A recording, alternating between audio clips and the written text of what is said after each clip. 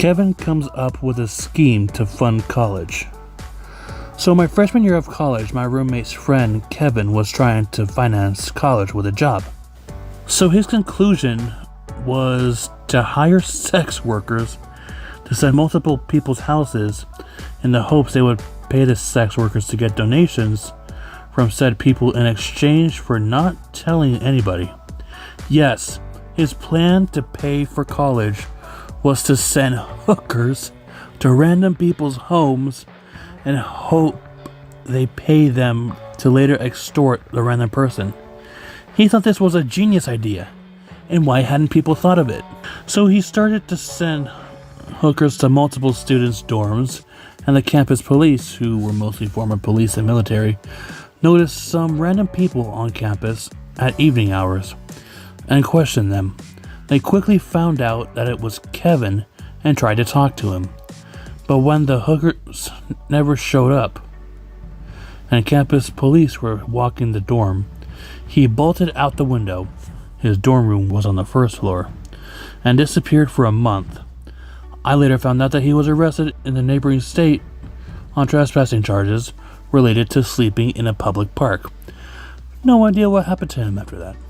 So basically, oh my god, this Kevin was basically a pimp. That's what I see out of this story. Alright, next story. Kevin and the Chocolate Factory.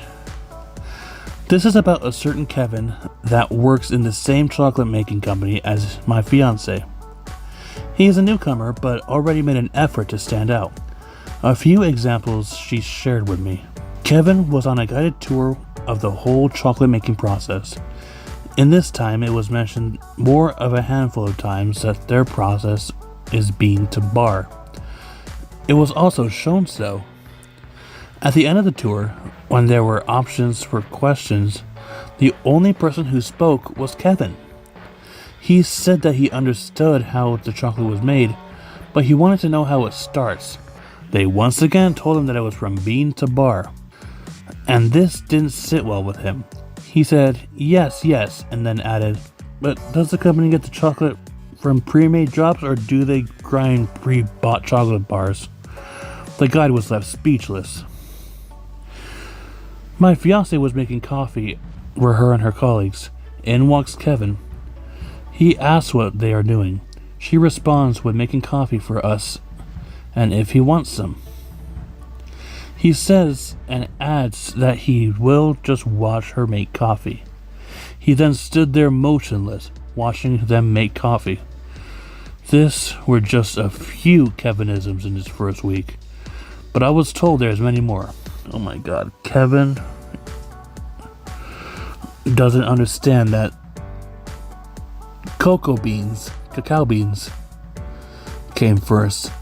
So bean to bar was from cacao beans to actual chocolate bars. Kevin and the Chocolate Factory, the connoisseur. Welcome back to the next chapter in the saga of our Kevin being Kevin. The second week did not disappoint. On today's menu, 2 stories about taste testing, intentional or not. First one takes place when Kevin was shown the processing line for chocolate bars. Yep, he won again. For everyone who don't know, when it comes to food manufacturing, there are some rules to follow, aka good manufacturing practice. One of those rules is that one does not interfere with the production line, which is made clear the don't touch the product sign. But no, not for Kevin. He had other plans. He went to the line and without asking, without anything, picks up a bar. He eats it then and there.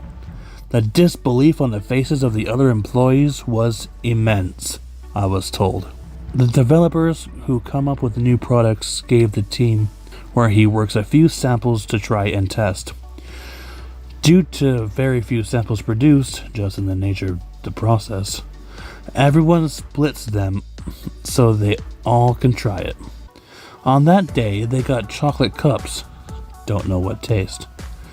They take the knife, start splitting the cups, and then comes Kevin.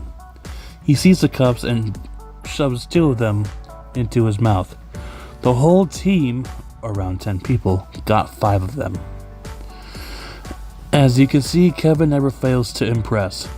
Stay tuned, there are much more stories.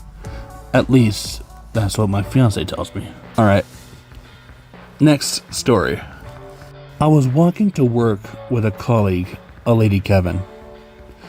It was a beautiful clear morning with a crystal blue clear sky and a blazing sun on one side of us, and a gibbous moon on the other. Lady Kevin points at the ladder and says, Is that the moon or the sun? I point at the sun and say, don't look directly at it, but that blindingly bright thing out there is the sun. Yes, I know that, she huffed, before pointing to the moon again. I was asking about that one. Bonus story. 5 minutes later, she asked me, where does that Pope bloke live? That Pope bloke? You mean the Pope? The Vatican. Where's that? In Vatican City, in Rome. Where's that? Where's Rome? In Italy. She just shrugs. Where's that? You're joking, right? It's in Southern Europe. She's still looking blankly at me, but I guess she was too embarrassed to ask where that is. We work in the travel industry, by the way. In Europe. Oh my god. Where's that? It's on the other side of the world. Where's that? Alright, next story. Kevin doesn't believe time zones are real and thinks airlines are just gaslighting us. Oh god. Kevin and I were planning a trip together, which in hindsight was my first mistake, but at the time I didn't know what I was signing up for. Everything was fine until we started looking for flights. Kevin stared at the screen for a long time, very focused, and then said something like, that doesn't make sense. I assumed he meant prices or layovers. He meant the concept of time. He pointed at the arrival time and said, completely calmly, no, we leave at 9 a.m. and land at 11 a.m., but the flight is 5 hours. Where did the other 3 hours go? I explained time zones. Not rushed or sarcastic. I've learned with Kevin that tone matters.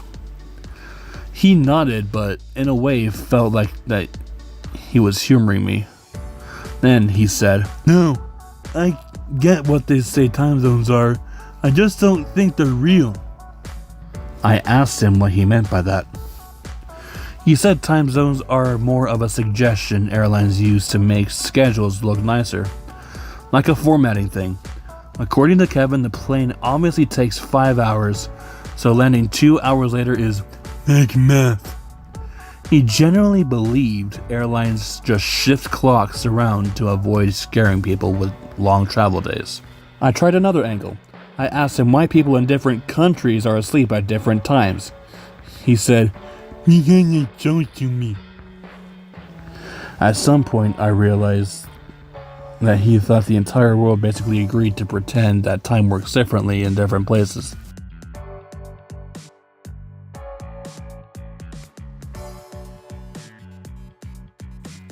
The wild part is that Kevin wasn't angry. He wasn't confused. He was confident. He said it like someone explaining a well-known scam, which honestly felt on brand.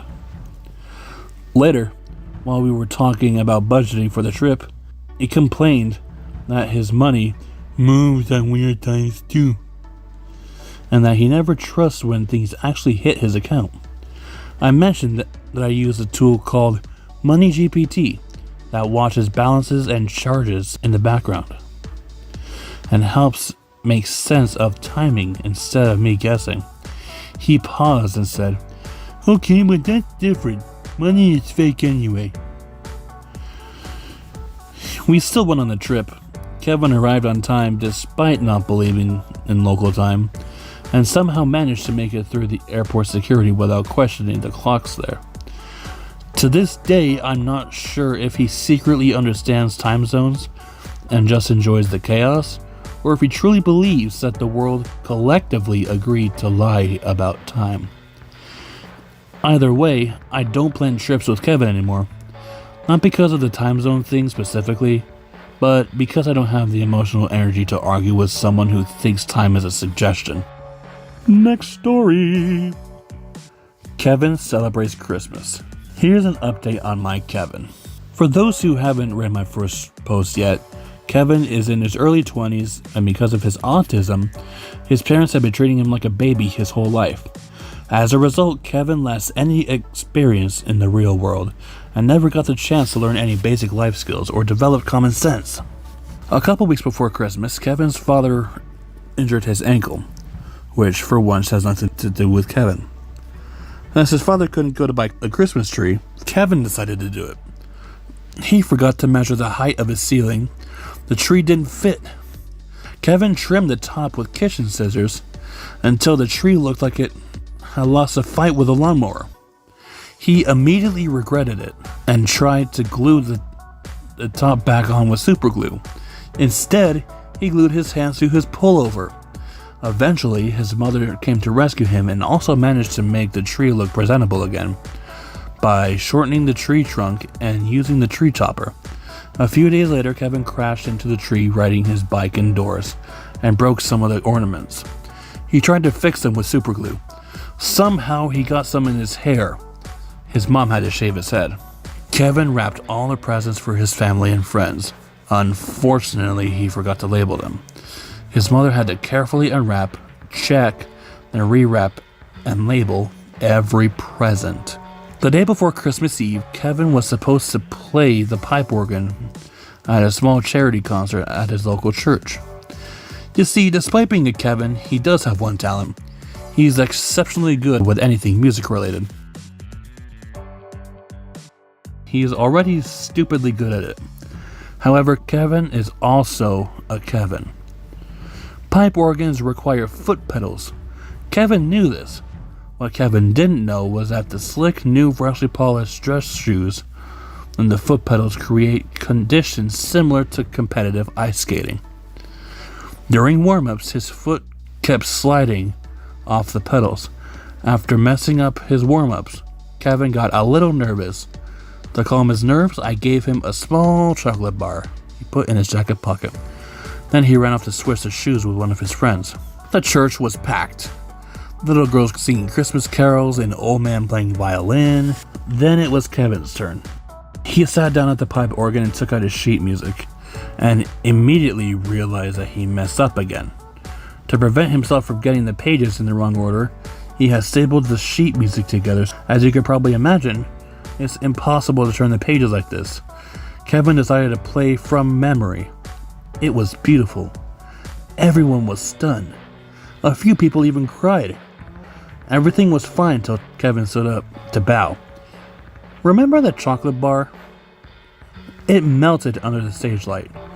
Kevin bowed, the wrapping split open, and melted chocolate squirted all over his jacket. Surprised, he took a step backwards and stepped on a pedal. Honk! On Christmas Eve, Kevin broke another ornament by accidentally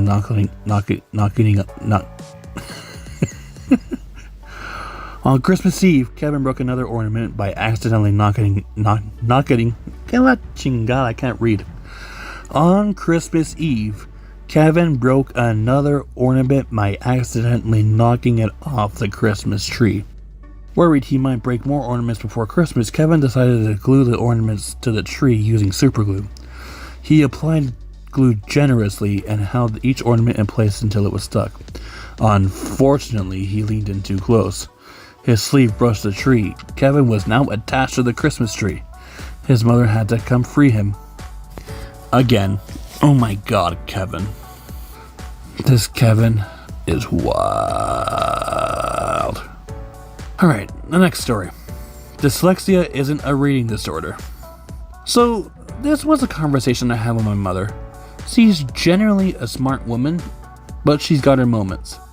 I was complaining about something, and the topic of dyslexia came up. So it started this conversation.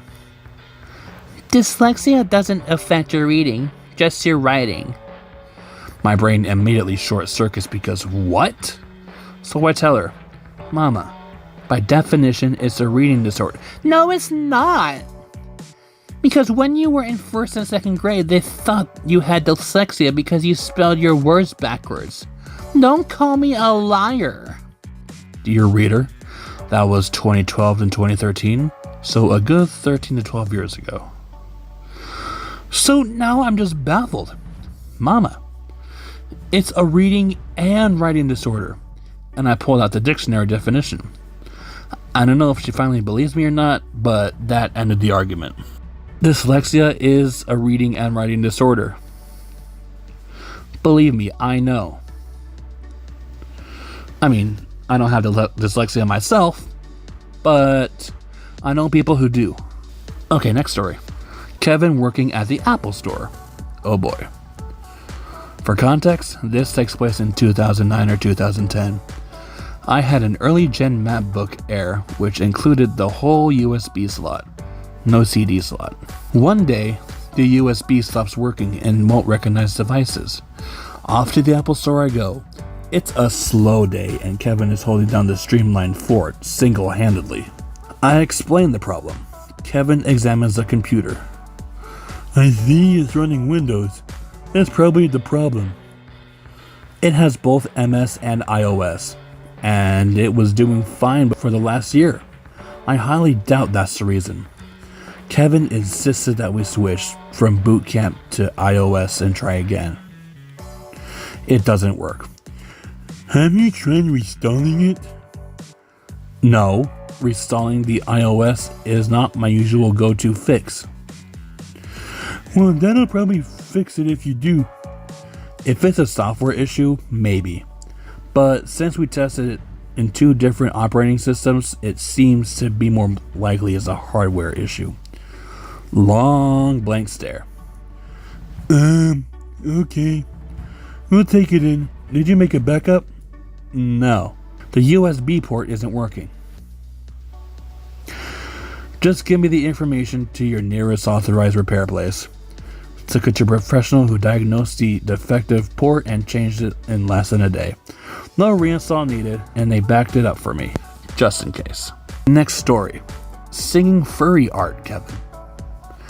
At the start of my junior year of high school, I was placed in a weightlifting class with Kevin, labeled as intermediate.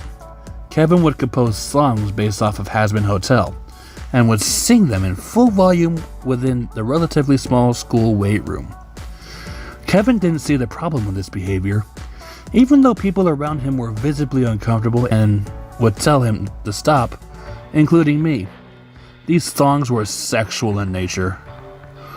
Also, at the start of my junior year, I was in the same art class as Kevin, and our final project was to create one of the artist's pieces in a different medium and submit a final research essay on the artist's style and influence. Kevin was assigned the artist Louise Bourgeoisie. Forgive me for butchering that name. I have no clue if they wrote the essay, but the in-class presentation featured multiple depictions of Nana sculptures drawn as furries in suggestive positions. Positions, what the fuck? I can't read today. They were also a flat earther and believed fully in it, engaging in multiple arguments with people over how they never lived in a rural area, so they've never seen flat fields for miles. Therefore, they couldn't argue against this obvious fact that the earth was flat. No, they were not just rage baiting. They also argued that people had dug to the other side of the earth and the government was hiding it from us. Before anyone accuses me of hating the weird kids, I was and am one myself. There's just one place and time for certain things. Amen to that, OP. Amen to that. Kevin, the crazy tenant with a constantly breaking kettle. I've just called a tenant who was obviously bizarre, almost borders on mental illness, and he was very pleasant to talk to.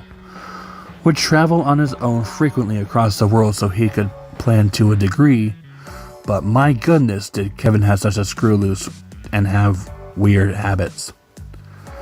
So, to address the elephant in the room, the broken kettle.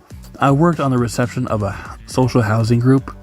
Kevin would walk in as jolly as merry as ever and blonk a kettle on the reception. Would you like to buy a kettle?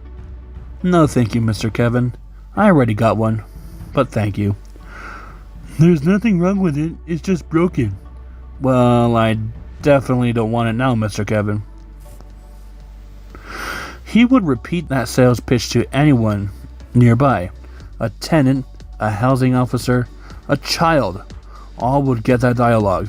Unsurprisingly, no one would buy the broken kettle. This happened every few months, and his housing officer explained why. He was boiling eggs in the kettle. Sometimes they'd be fine, oftentimes they'd explode. Turns out kettles don't like that and break after a while. And the housing officer told me a few things, like the shrine he has. More on that later. Kevin has a shrine? Oh God. He would holiday frequently. He seems like a very well connected guy with friends all over the place. You could always tell when he was going or return because he would wear his holiday clothes. It consisted of a bright Hawaiian shirt, brown shorts, and black shoes. This was a set in stone. These are the only time you wear your holiday clothes, Mr. Kevin would say with a smile. Useful if you were going somewhere warm, but not useful for Finland or Iceland. He nearly had to go to the hospital in Reykjavik, which baffled him as he did compromise on his attire.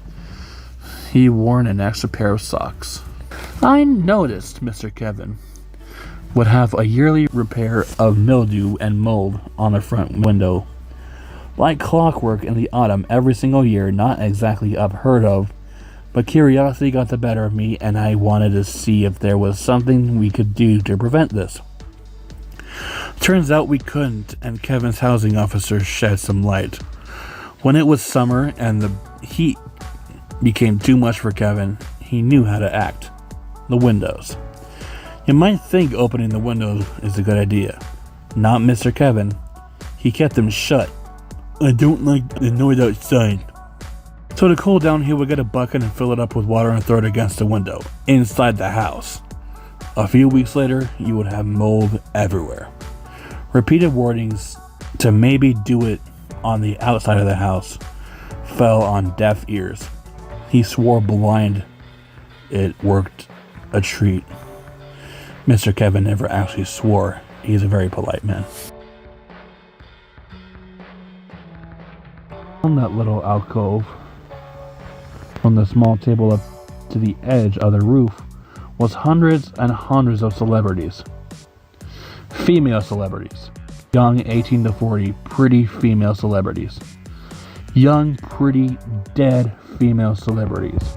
So Mr. Kevin had this shrine. If he was reading the newspaper or magazine, he'd mention a recently deceased celebrity and it had a picture of said person, he would cut it out and add it to the shrine. Mr. Kevin says it was a tribute to honor them. I'm not sure I want the answer to that question, but if there is one. Aside from that, he's a very nice guy. Hell, I wouldn't mind having a pint with him if I could hear more stories. Alas, maybe I'd better not and just leave it at that. Alright you guys, that's about it for this video. If you enjoyed it, click or tap that like button and subscribe for more, and follow me on my Instagram and my Blue Sky and my TikTok. I post regularly on TikTok, as well as I do here on YouTube. Anyway, love you all to death, and don't forget to stay positive till the pride lands, and bye!